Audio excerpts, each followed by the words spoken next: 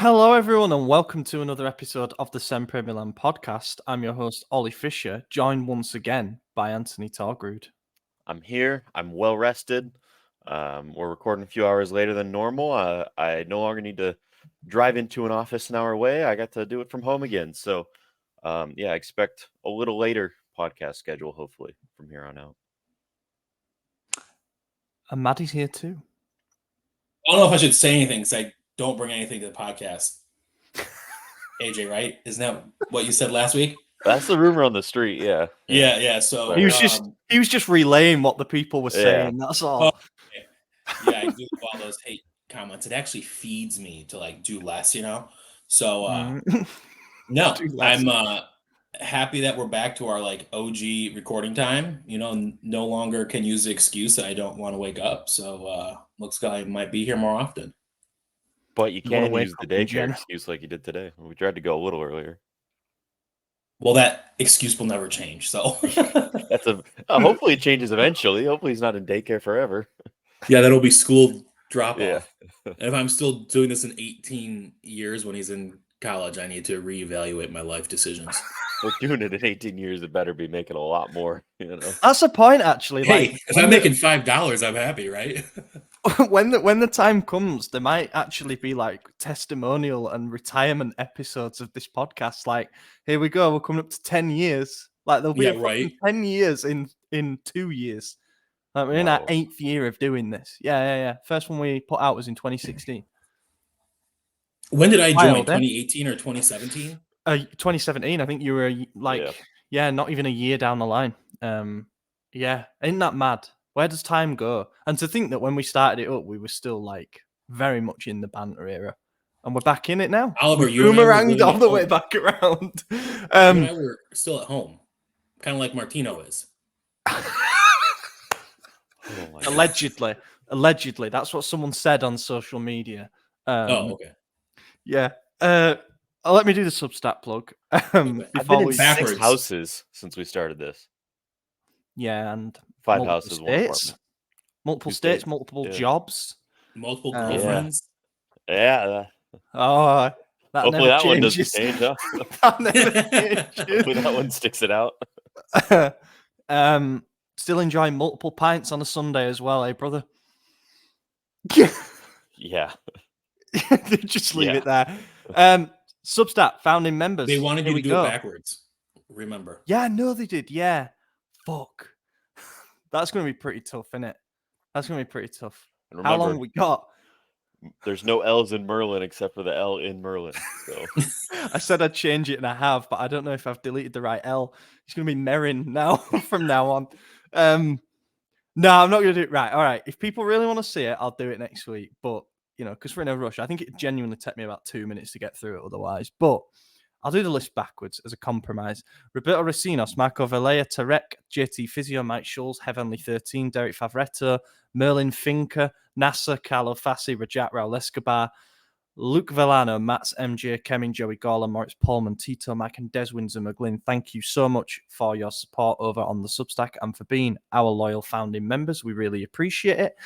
Go over to the Substack if you haven't checked it out already. As a reminder, you can try a week for free. So if you like any of what you're about to hear, just go and have a look. And yeah, try 7 days. The most recent thing we uploaded on there was an episode of Pub Chat with Lorenzo and Stefano, where they talked about the alternate reality where we hired Conte over the summer, and we're going to come on to the game that came off the back of. I won't lead in any more than that. Very good discussion. 28 minutes of them two talking. So if you want more British accents, then head over there for that. The bonus podcast that we did on Friday, lads, was about Rafael Leao and the situation surrounding him. Obviously, him and Fonseca, sparks have flown. It seems that the relationship is in decline. He was benched again for the last game, so things haven't exactly improved from there. And we talked about what comes next and what a possible breaking point looks like. Isaac's bonus article was about the 2023-24 accounts, which last week were finally approved by the shareholders meeting. He did do a deep dive into the figures prior when they first came out. So this one is more about what it means for potential investment in January, and it's a breakdown of our revenues and our costs, trends when it comes to European competitions, and what we might need to keep in profit. And there was a newsletter as well, which was off the back of the game against Napoli, which we're about to discuss, how damaging it was for the season, dropping more crucial points. And there's a news bulletin in that which recaps all the best articles from the past week, if you don't have time to tune in to the site every day, which you should, of course. All right, let's do Napoli. We lost. Okay, moving on. Moving on. Fuck, man. Look, we weren't confident, were we? Let's be honest. No. We predicted defeat, and I still feel a bit let down that it actually happened that way, though. Going into the game, we knew we didn't have Teo and Reijnders due to suspension. Then Gabia out with a calf injury, which is problematic because he's been our most consistent defender in 2024, I would say. Then the news comes out that Leao is going to be benched again in favour of Noah Okafor. And then even closer to kick-off, it comes out that Christian Pulisic is battling flu and therefore was going to start the game on the bench. But Leao also stayed on the bench. So, yeah, we went into it with 6, if you want to be generous, 7 starters that we'd normally have. If that, it's probably more like 5. And this game was lost after 5 minutes. That's my lukewarm take for this. The moment we conceded the first goal, we lost this game. Yeah. I mean, Pavlovic got whiplash from Lukaku. It was not a good look. People were blaming Chow for it and, all that stuff. But, man, the guy that was on him got bodied. Oh, yeah. There's just accept it. We got beat by the striker I was trying to get us to sign for 2 years in a row. Who everyone said actively trying with the agent. Just there's that. Yeah. We got bodied off of him. Or bodied by him, same as we always did when he was at Inter as well. Never surprises me. Conte's Inter specifically.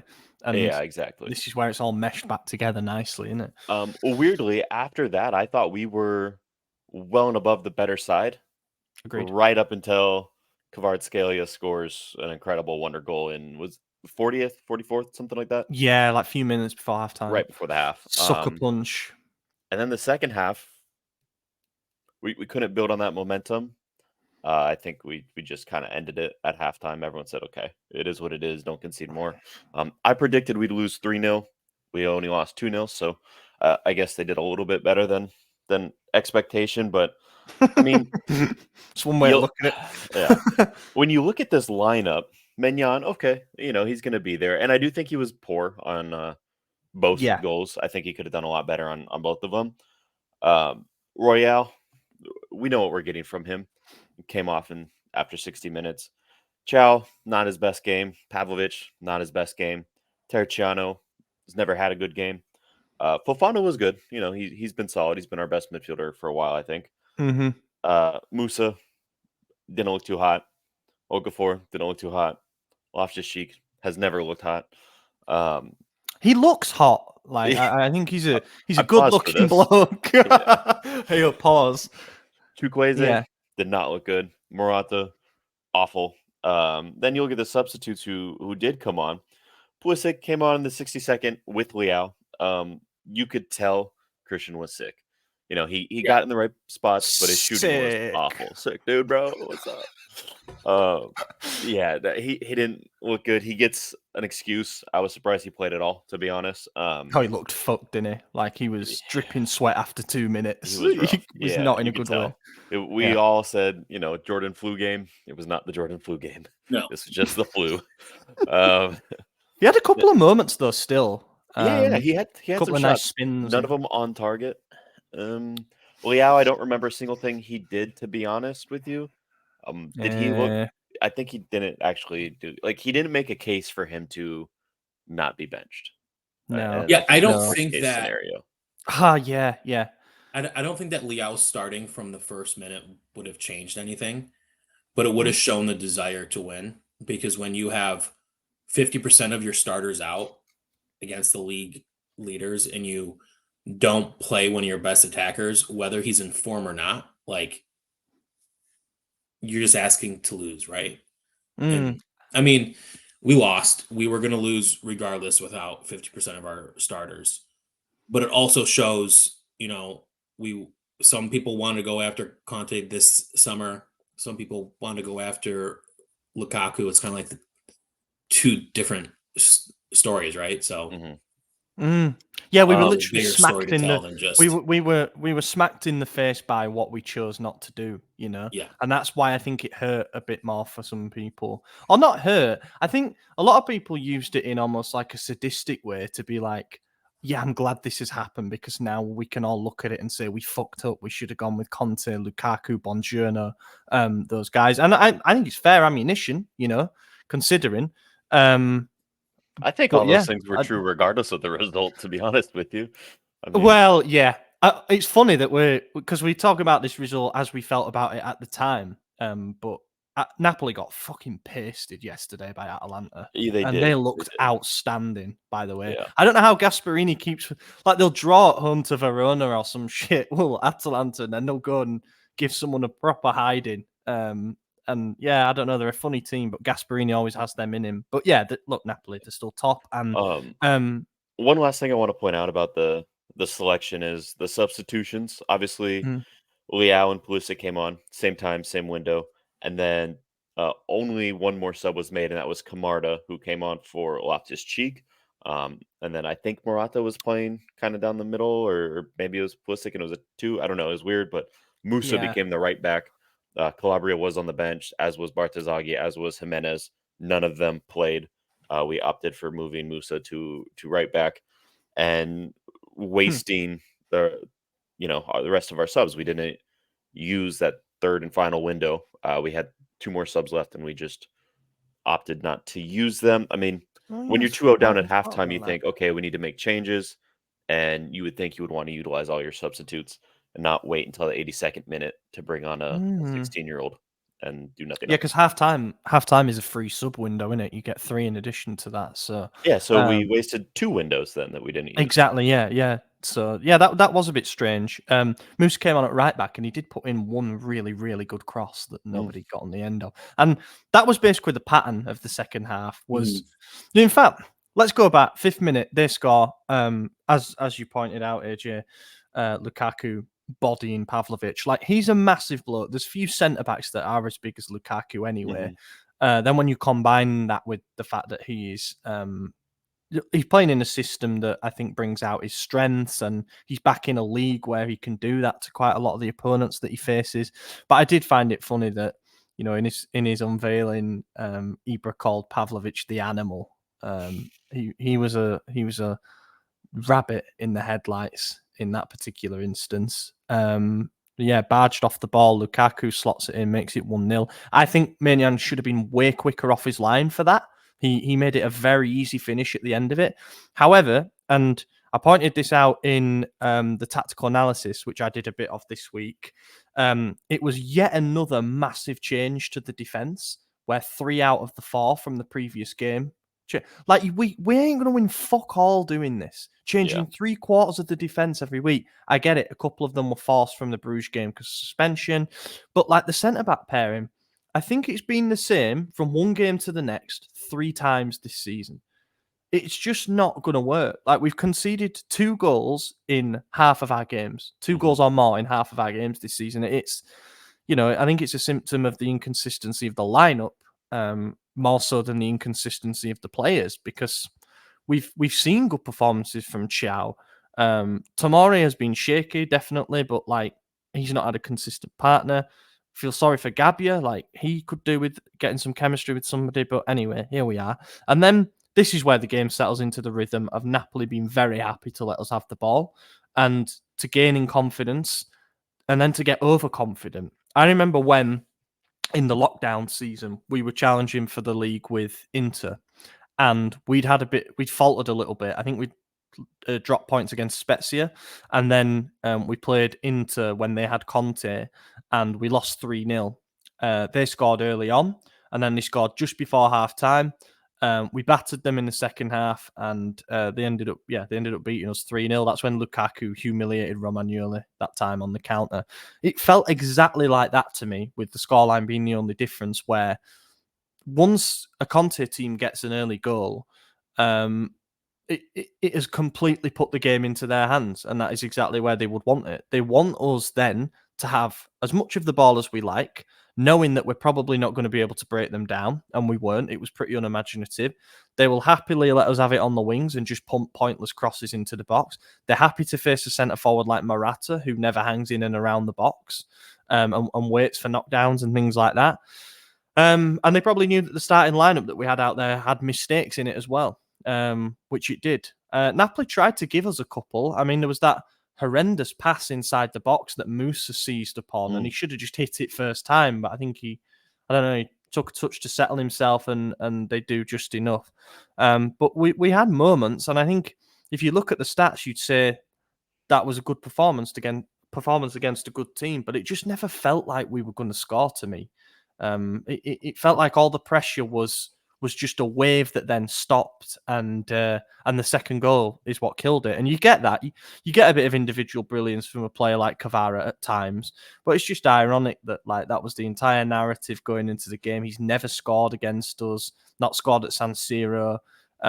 Calabria's pocketed him previously and then comes up against a different fullback and scores a goal like that. And that was it, yeah. The game was over. Second half, the tempo dropped. I think we ran out of belief a little bit, and we saw the way that the game was going. And I remember after the game as well thinking, for the first time, I thought maybe this Napoli team is for real if they can come play a game like that and win comfortably, you know?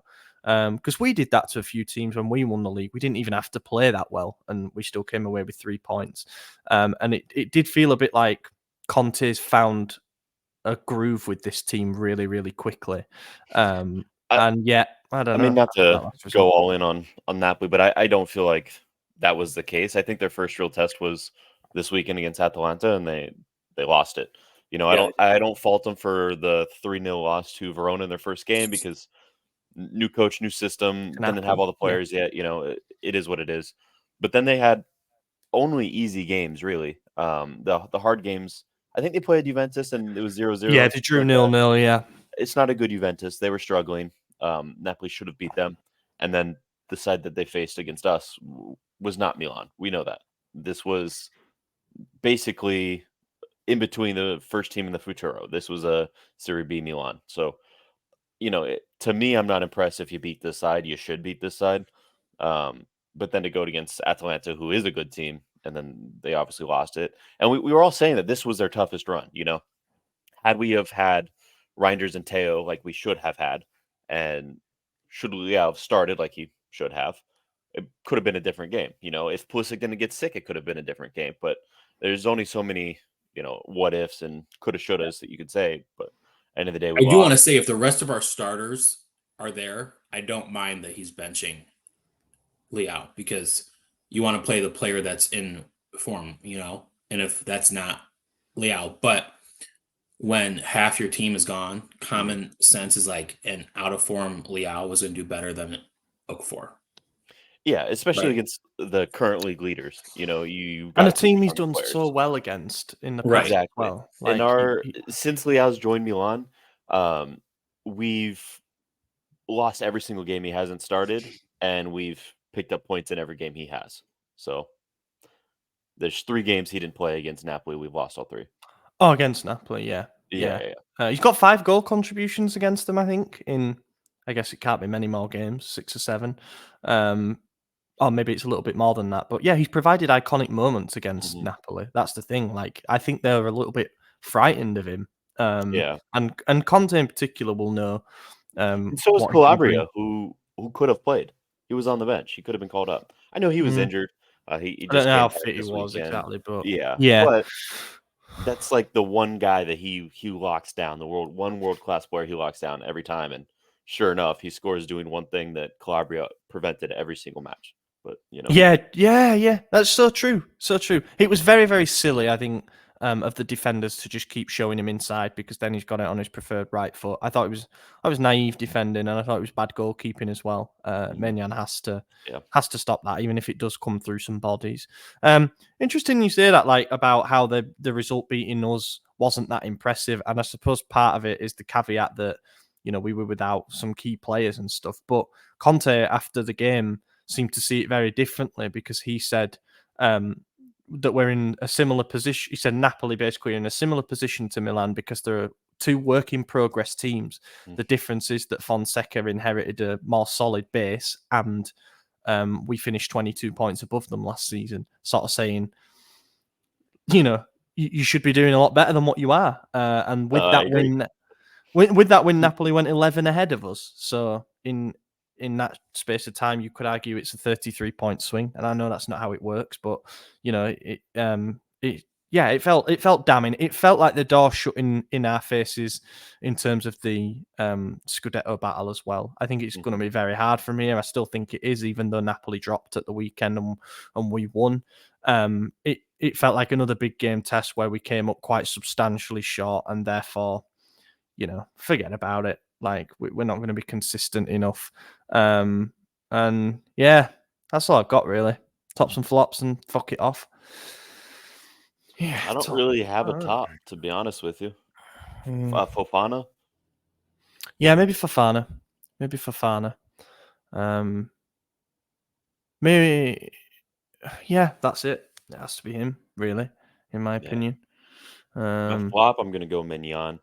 I think both goals were preventable. Obviously the defense and everyone else caused problems, which led to the shots. Pavlovic probably has the low light of the game, being sat down on that goal, but also it was shot right at Mignon. He could have got that. He could have got it. He could have. Same with the other one. Obviously, the Kvaratskhelia shot was more difficult. It was from deep, but he saw it coming. I don't think he was blocked, and I think he just did poor on it. So Mignon's going to get my flop here. Same. Yeah, I'd agree with that. I thought I was just looking at our ratings to see what Isaac did, and I remember disagreeing with something with one of his ratings. No surprise there. Put Chukwueze man of the match, and he gave Fofana a 5.5. But it is one of those games. 5.5. He could be my flop. He was fucking dreadful, but I feel sorry for him. As bad as you guys are saying. I thought he gave the ball away. Yeah, he was poor in this game. Pavlovic as well, like, you're our tank centre-back brought in exactly for battles like this, and within 5 minutes you get put on the floor. I will say he did a lot better against Lukaku after that. I think once he felt it, he goes, okay, I know what I need to do. And he did a lot better. Perfect after that. He was literally perfect. And he did the right... It reminded me of Kier's performance on Harry Kane, where he literally would just chase him up the pitch and grab him and do stuff to annoy him, but in an area far from goal. It was like, the problem is it was reactive rather than proactive. He's done it after we've already been hurt. So yeah, that's not a good game. Let's move on to another not good game. Monza away, a little trip up the road. Monza have been struggling this season. I believe they were 1 point above the relegation zone coming into this game, having won only one source. So they're still just one place above. Is that right? Yeah. I don't know if they're still in 17th. 19th, 18th. Oh, they were. They haven't. They're tied for 18th. Oof. They're tied well for 19th, under. Actually, they're doing awful. Sorry. Continue. It's pretty compact at the bottom, actually. Very compact. Yeah. If you're in and around the point per game marker, then you're likely, in a bit of bother. And yeah, Nesta, of course, is the head coach. There's already been some talk about him getting the boot. But coming into this one, I want to interrupt you again, but I'm going to. Sorry, just to talk about the compactness. 13th place can be in relegation at the end of the next match week. Just holy shit. Yeah, it's that type. So yeah, who do we want to see go down? Milan, Venezia. Venezia, really? Now the I want to go so bad. So why would we want them to go down? So the tickets are cheaper. I want to watch Milan play there. Oh right, fair enough. Yeah, if you want to actively. Unless we go down too, then that's cool because I can still see them. You don't watch the Futuro play there. Yeah, right. Yeah, I'm just looking. Genoa rock bottom, 6 points from 10. That's not good. I want Como to go down. I'm sick of them. They're the new Venezia. Yeah. Aren't they a lovely, fashionable club with their nice kits? Get fucked. Back down to Serie B.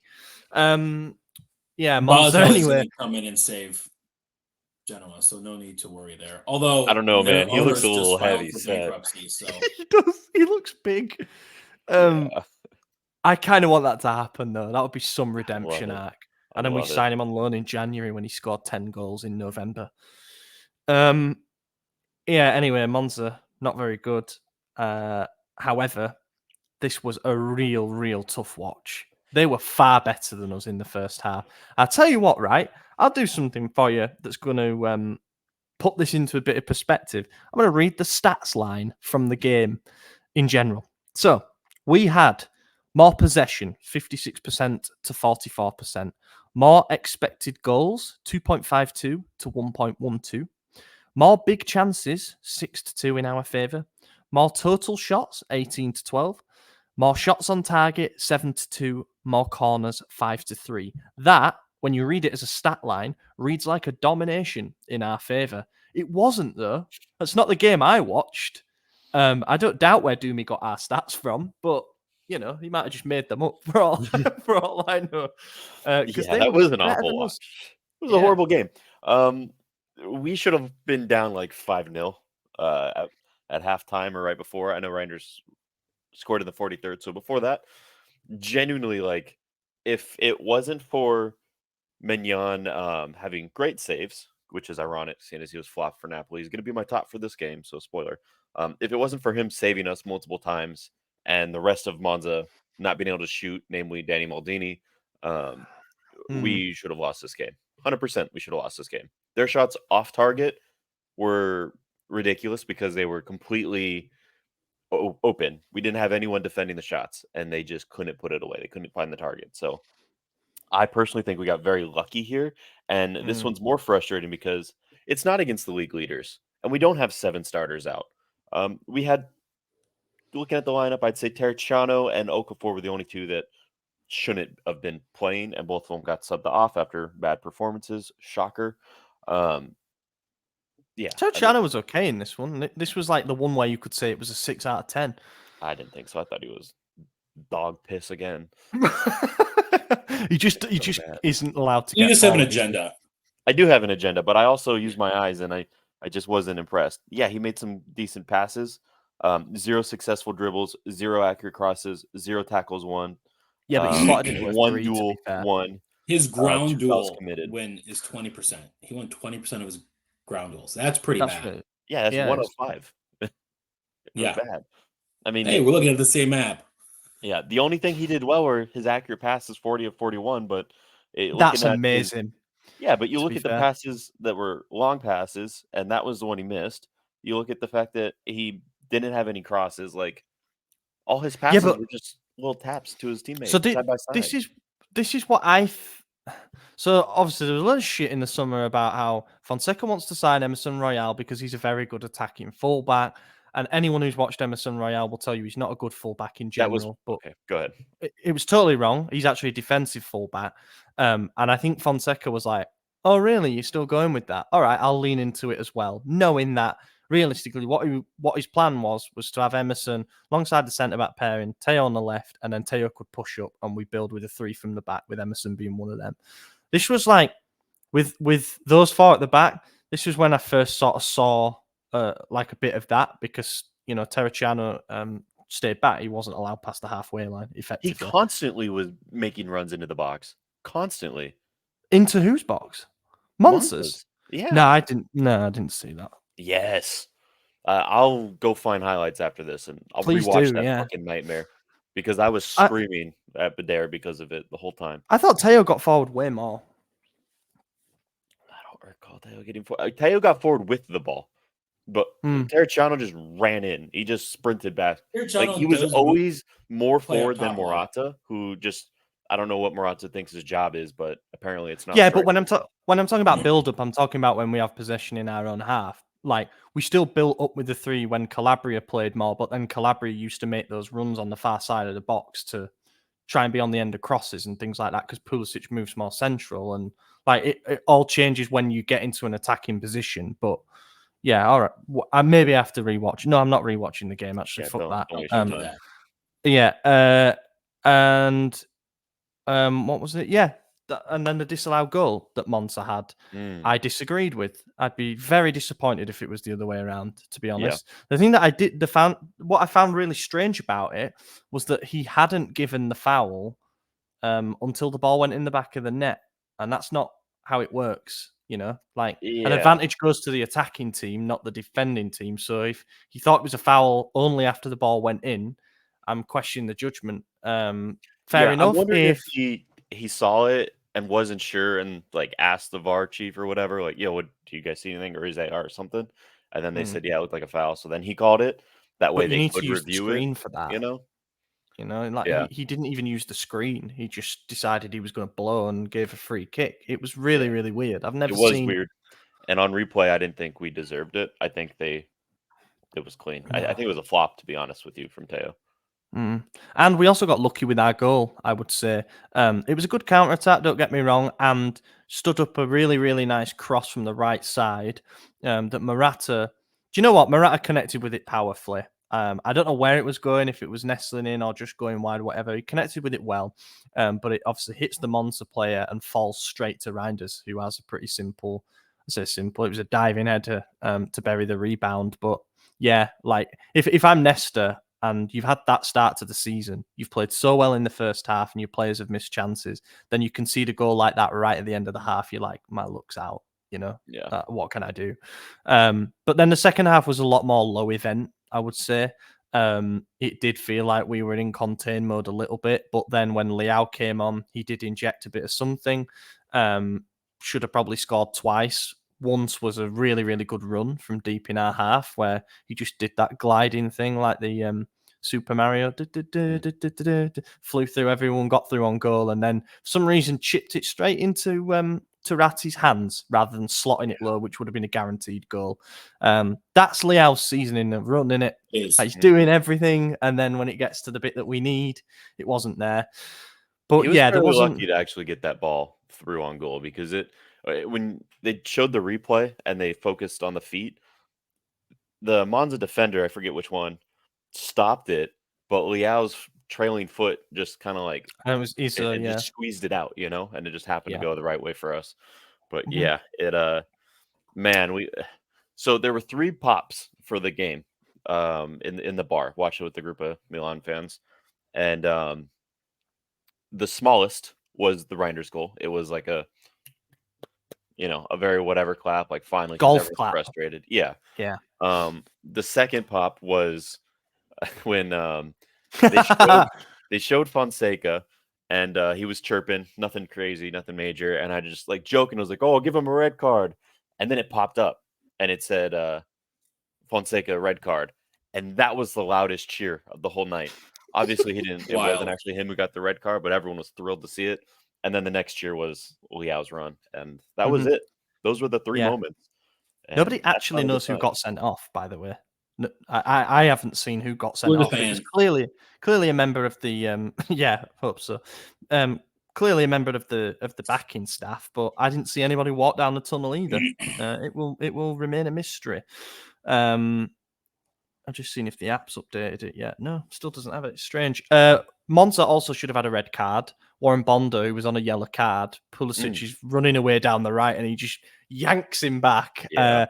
What I will say, fair play to Nesta, obviously still got a red and black heart.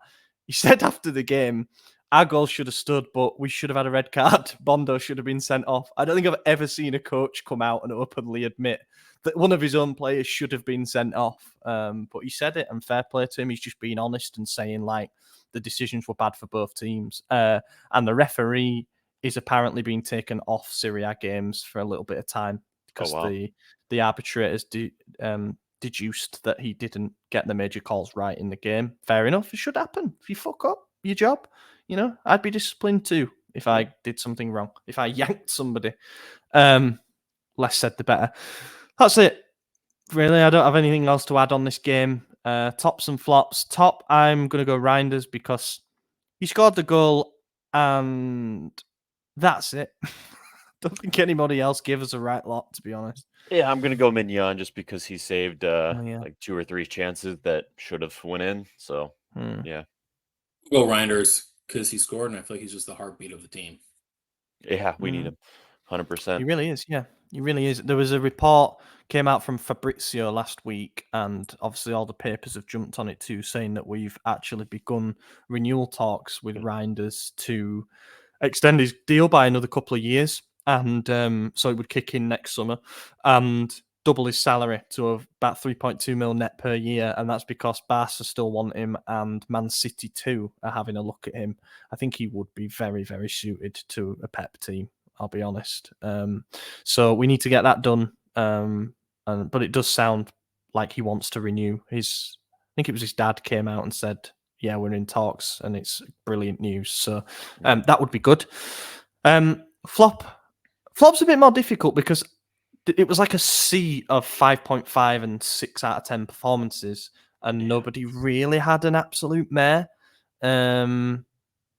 Maybe Morata though still. Like it's getting really, really frustrating watching him at the moment because he spends so much time outside of the penalty box, so much time.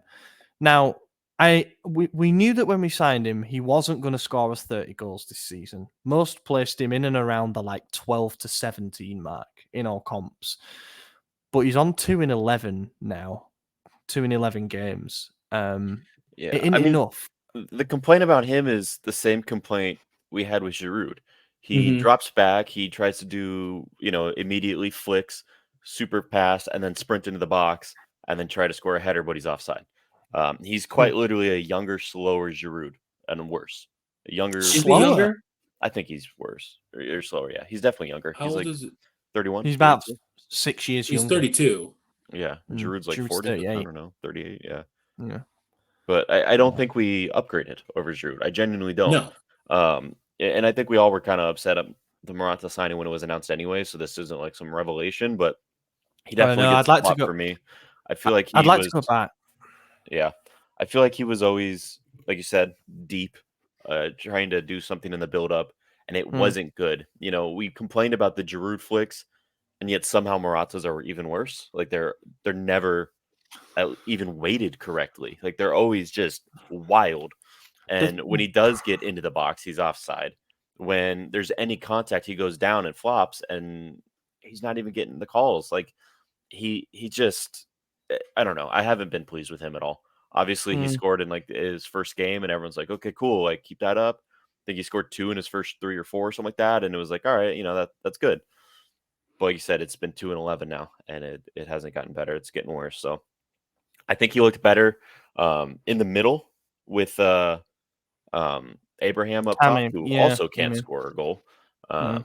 But yeah, Morata as the lone striker is just not doing it for me. I mean, at this point, I'd rather Pulisic play as striker. He's already in front of Morata most of the game anyway, so what's the point?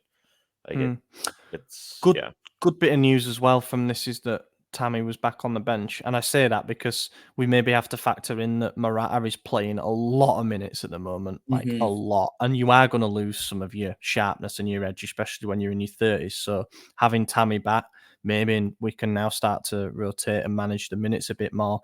But there's a bit of a subplot on Tuesday night, with him going back to the Bernabeu. It'd be quite funny if that's what ended his little goal drought. So yeah. That's it, I think. Should we move on? The champions. This is what we wanted, isn't it, eh? The 2 teams that have won the most Champions Leagues.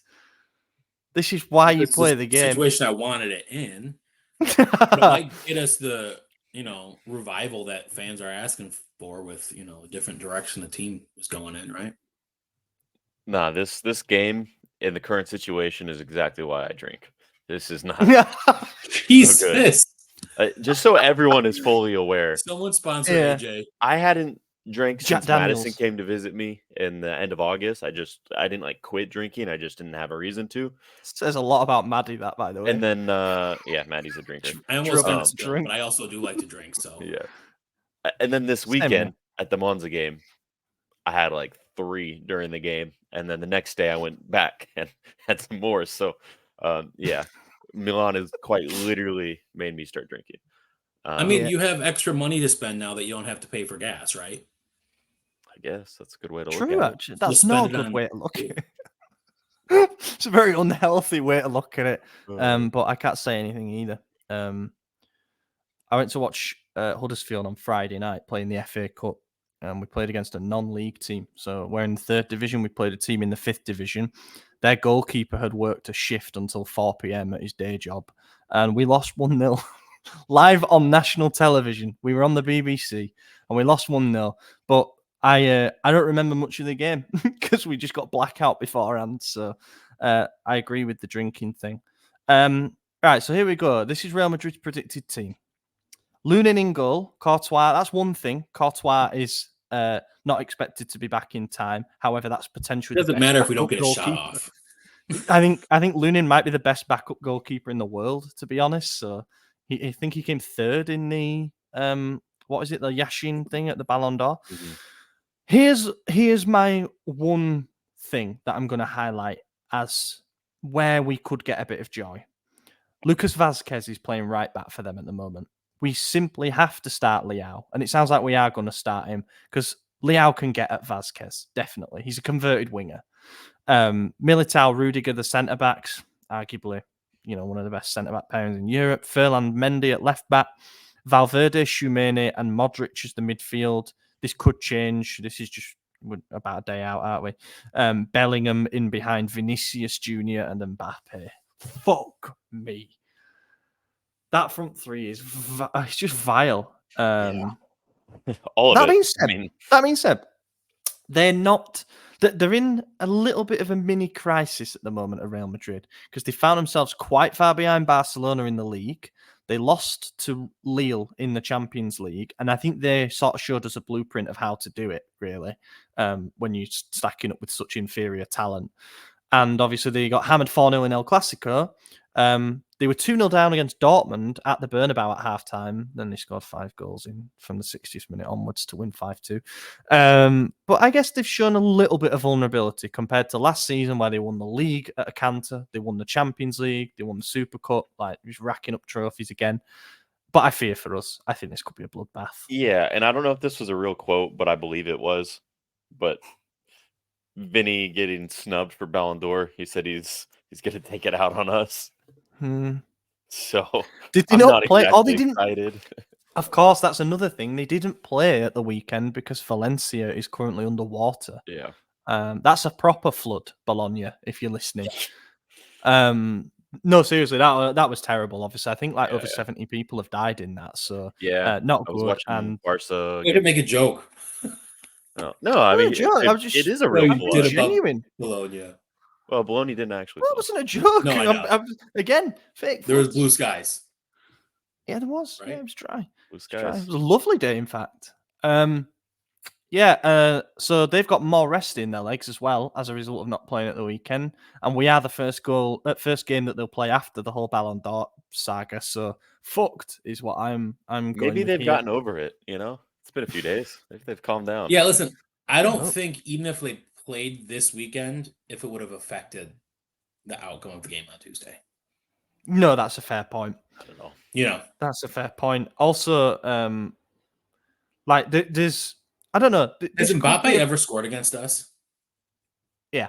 Did we shut him down PSG last season? I don't think he did. In the 3-0, he scored the first goal. You sure? Oh. Yeah, he cut inside and Tomori just stood and watched him and he just put it in bottom corner. But then away, right. away from him, he got pocketed by Calabria Tomori. So there you go. The team we're expected to play, Maignan, Emerson, Tomori, Pavlovic, Teo, Fofana, RLC in midfield. Oh, this app's got to be wrong. It's going to be Fofana Reijnders, right? Although I don't know. Reijnders will probably play attacking with Pulisic on the left. I don't think that he thinks he can get away with. So I'd play Chukwueze in this because he's had joy against Real Madrid in the past with Villarreal. So I'd play Chuck in this. The problem is I don't think you can get away with playing Chuck, Pulisic, Leao, Morata. Like, it's going to leave us too forward heavy. And you're asking way too much of the midfield there, I think, especially in transition. I don't know what you do. I mean, I think 4-3-3. And that's what I think we should do. But I've been calling out for that all season, and it hasn't happened yet. Not none of this starting formation stuff really seems to matter when we keep slipping into a 5-0-5 every game like we did under Pioli. So, yeah, I don't know. The team for this one will be an interesting one. Just looking at the odds here, they are. Well, this isn't going to make much sense to you, is it? 2-5. I don't even know what that would be. Basically, you have to put on £5 to get £2 back. So they're like heavy favourites. We are without, obviously, Benacer, Florenzi, long-term injuries. Jovic is out of the Champions League squad, and we haven't got Gabbia back either. So would have liked him in there, really. But, yeah, I don't know. For a game like this, you copy what Lille did. You contain and you wait for your moments. But you've just got to keep it 0-0 for as long as you can, really. And if you go out and attack, it'll be brain dead, basically. But I don't see a set of tactics nor any kind of formational starting 11 tweak that magically gets us a result in this game. So I think we just have to hope. It's probably going to be a defeat, and then we take care of the last 4 games, which are much easier on paper. I think that's just the way it has to be. I know it's defeatist, but has anyone seen anything from this team that suggests that we've got a result in us? No, I mean, that's exactly... You summed it up. 3-0 defeat. We beat Inter. Well, yeah. We did. This Inter team is not the same, is it? I watched them against Venezia last night, and they really should not have won that game. Venezia missed a couple of very, very big chances, and they had a goal disallowed with the last kick of the game. They just don't look the same, and they didn't turn up in that derby. Now, obviously, we'll take the win. It ended a bit of suffering in that fixture, but I think more and more as the weeks go by, we're looking at it like that was lightning in a bottle. It wasn't the start of some big resurgence as we all hoped. It was, it just went right for 90 minutes. So, yeah, I'm going to say 3-0 defeat. And I think all of the front 3 score. Mbappe, Vinicius, and Bellingham. I say front 3, plays in behind. But, yeah. Maybe I might Rodrigo. get roasted for this, but I think it's going to be 4-1 to Madrid. I said the same margin of victory, so yeah, we're both getting it. 2-1 Madrid. 2-1? I think we're going to look better than we think. It's in our DNA, boys. Do you know, I was reading a stat earlier, actually. I don't know if I'm going to be able to get it back up. But our record away from home against Real Madrid is really, really bad. However, we won there in 2009-10 when we really should not have done. Like, we were playing pretty terribly at the time. And Alexandre Pato scored a brace, including an 88th minute winner for us. So I guess we pulled off a shock then, so we could potentially do it again. They've won 5 of their last 7 matches against us, have Real Madrid. Beat us most recently in 2010. We've played them 15 times in competitive matches, and it's dead even, 6 wins apiece and 3 draws. And we actually outscore them 25-24. I think aren't basically all of those wins in the 90s. Yeah, because it says top fixture goal scorers: Van Basten, Raul, Alfredo Di Stefano, Odetti. So yeah, they were all in the 90s when Real Madrid were in a bit of a trough, and we were obviously in the peak of our powers. But yeah, we did get that one win 15 years ago. So let's hang on for a miracle in Madrid. We got another one, Cagliari. Bloody hell, 4 games. Can you switch the... Oh, I'm sorry. Cheers. Nope, you're all right. You're fine. Cagliari are one of those teams that we spoke about who are in a relegation battle. They're treading water again. What did they do at the weekend? I'll just read their record for a second. They got 2-0 to 9 Bologna. points. Bologna are 2 points behind us, you know. We were talking about like how bad a start they've had. They can't buy a win. Very, very quickly crept up behind us there. Cagliari 16th, 9 points from their opening 10 games. -9 goal difference. Struggling 4 goals. It's interesting because they were able to get a draw against Juventus and then beat Torino. They also beat Parma, 2 teams that we dropped points against. That's all their points. Yeah. Wow. Yeah, and they also had a draw with Roma, which, I mean, they're doing awful, but yeah. And then they lost to Udinese, which us too. And then Bologna. Same. We might. Who knows? Yeah, it's We should win this still. Okay. We should win this still, We should. and we will, because we'll continue this trend of alternating scrappy win against a team that we should beat comfortably with a big game defeat back to a win to keep his being Fonseca's head above water, and then it's the last game before the break as well. There's another international break coming up, so if we were to go into, because we're presuming we lose to Real Madrid, if we were to go into this like back-to-back bad results, I think they might be forced into a reflection. I really do. Yeah. Well, we haven't lost to them in our last 13 meetings, 11 wins, 2 draws. They haven't scored in their last 2 matches or kept a clean sheet in their last 5. So I think we should be good. Yeah, I do. But I think it could be like the Monza game, where we get dragged into a scrap, and like a trip to Madrid. We don't know what the result's going to be. It might be a write-off after 60 minutes or whatever, but it's going to take a lot out of us.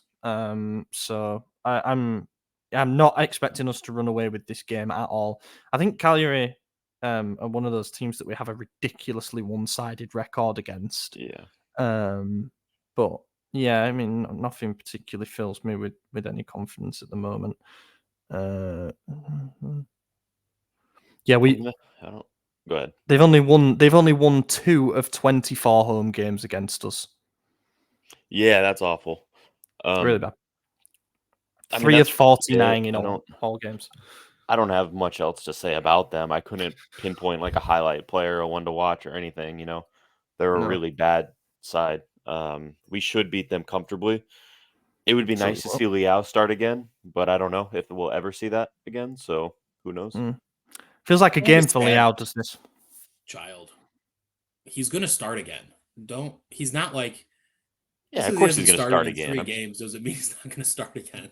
Well, it's 3 of the last 4. Did you mean start again as in like he'll start against Real and then start again against Cagliari, or just like will he ever start again? I was just being dramatic about it all. Okay. Yeah, so believe it or not, you guys don't have to take everything so seriously. No, people are just crybabies. We do. About We're Leao, serious. Man. Like, he's in bad form. If he's not in form, then why is he starting? In the first 2 that he was on the bench, he scored when he finally came on, and then assisted in the very next one that he came on from. He's just had the last 2 were the only times he didn't, and one of them he only had like 8 minutes. The other one, the one this weekend, he almost scored, so he's been fine. He just doesn't track back. How many XG is that? I don't know. Fucking hell, who knows? Let's go. Probably was high though. Score? Yeah. Oh, but you're talking about form. You're talking about how good he was. Is goals the only way that determines how good a player is doing? Yeah. You're a forward. Goals and assists, man. When you're getting paid. He's on the bench because he's not dropping back. If Pulisic was not scoring and assisting goals, right? People would be like, why is he playing? Get him off the field. I still say that. I say that even when he's scoring. That's because you're an angry Brit. Yeah, I like Pulisic. He's my favorite Croatian player. I was talking to Martino earlier. Modric? Yeah. Modric. Oh, yeah, Modric, maybe. I was talking to Martino earlier, and he said to me, I don't think Leao's played a full 90 this season. And I decided to look it up. Yeah, I decided to look it up because I was thinking, I was racking my brains. I thought, he's definitely played most of some games and then been subbed off. He's played 5 full 90s. And there was actually a run of games in and around that the Leverkusen one where he played... I need to find it now. He basically played 3 full 90s, then an 87 minutes, and then a 70-something minutes. So, like, he only missed out on, say, a combined 15 minutes or 20 minutes across 5 games. Like, that was a lot for a player who relies on explosive athleticism. So, the problem is that Fonseca hasn't said this, really. He's just said, I need to manage players carefully, like it shouldn't be weird if I drop him, blah, blah, blah. But if he'd have come out and said, look at how many minutes he's played, I need to take care of him. Because I know for a fact he came back from the last international break not at his best. Did like a solo training, and then it was the final session, and then he ended up on the bench. So maybe he's just been knackered. I don't think that's it. He's not saying... He's doing... No. It's punitive. It's... because he wants to punish him for not dropping back defensively. That he's said after this last game that he needs him to do more, something like that. That he's not giving him everything that he's asking for. And it's like, I don't think every forward needs to drop back and defend. It'd be nice if he was a bit more active, but also like you and I talked about, and I said it multiple times in the past and got roasted, but you repeated it with a British accent and then it was hailed. So it's true. Sometimes he doesn't walk, and that's a part of it. Or he's walking, calm him down, make him think he's out of the game, and then boom, takes off, sprint. Yeah. That's how he plays. That's how he's always played. You're not going to train that out of him. So to say he now needs to drop back, you're doubling, if not tripling, his work rate. So then he is going to be tired, and then he is going to be out of form. So as much as the players have to listen to the coach has to understand his players. And yes, you can't change your system. Like, you can't change players to your system. You have to change your system to your players. Conte has at Napoli. 4-3-3. Also, like, it becomes a lot easier to buy into what he's doing in general if we're getting results. But we lost 5 of our first 12 this season, so we can't look at the coach and be like, he's got it, he's the guy, let's back him no matter what. Because it hasn't been a good start to his tenure. As mentioned at the start, we did a deep dive on Leao's situation and the bonus pod, so go check that out. We go into a bit more detail on it all. Cagliari prediction 2-1, I think, for us. I'll say 2-0. We'll keep a clean sheet. Leao goal. 3-0. I think we find our form with Leao starting. Be nice to bring. There's nobody on this Cagliari team that stands out to me, as you kind of alluded to, AJ. Palomino, centre-back. Luperto, feels like they're old now. Razvan Marin in midfield, we were linked with maybe 2 or 3 years ago. Matteo Prati's a good young player. I think he's one to watch, but he's in a struggling team. There's just nothing, though. There's nothing really there. I wouldn't be surprised if they went down this year. But now, naturally, they will beat us on whenever it is, Saturday night, Saturday evening. Can't watch this one, actually. So that means that we're going to win because the last few games I haven't watched, we've won. So there you go. Got time for one question? All right. Yeah? It's a long one. Marco Villela from, of course, the Discord, which you can go and join if you are part of the Substack. Worth it. I would say it's a nice, sensible Milan community compared to Twitter, which at the moment is an absolute bin fire. Discord anyway, is here we go. Surprisingly like a peaceful place. Most Milan chats that I'm a part of are like trash cans of human beings. And the Discord is just like people just like talk and enjoy people. I'm like, just why isn't anyone being an asshole? Oh, because to be in the Discord, you have to pay for the Substack, correct? Mm-hmm. Yeah. So if you're paying money, you're probably at a higher echelon of mental capacity than just what you're seeing on Twitter. So a higher echelon of mental capacity. That's really good. They've got jobs. I'd say smarter people make money, and smart money. People who don't are just ranting on Twitter. Or people just get in for free. No freedom. No freedom. Who gets in for free? Not me. That's my payment for being on the podcast. I get into the Discord. Get in the Discord. Well, yeah, if you're a writer for us, then of course you're going to get the Substack stuff. That's hilarious. You called him a writer. Contributor. Contributor's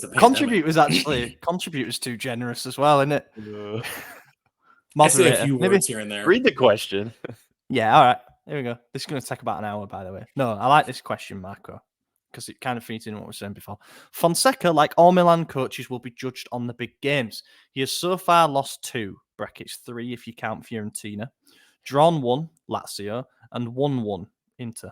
If he loses to Napoli, so this was asked before then, so he has lost to Napoli, I think questions should be asked. People are writing us off, but I think we can compete with the other 3 for the title if we stay consistent. Leao doesn't suddenly stop being a good player. Something has happened there, but dropping him doesn't solve the problem. Let's lean more with the first part of the question. Have we seen a big enough sample size from the big games this season? I think in Liverpool, Leverkusen in the Champions League too. Obviously, we've got Napoli. Have we seen a bigger sample size to say this guy ain't it? I think AJ said it right at the beginning of the episode during the Napoli game when he said Napoli lost their first game, and it's because there's a new coach, miscommunication or whatever. The first game is okay. 5 of the first 12 or whatever the stat was is not okay. Yeah. I don't know if it is his lack of ability to change the formation or the players are not on board.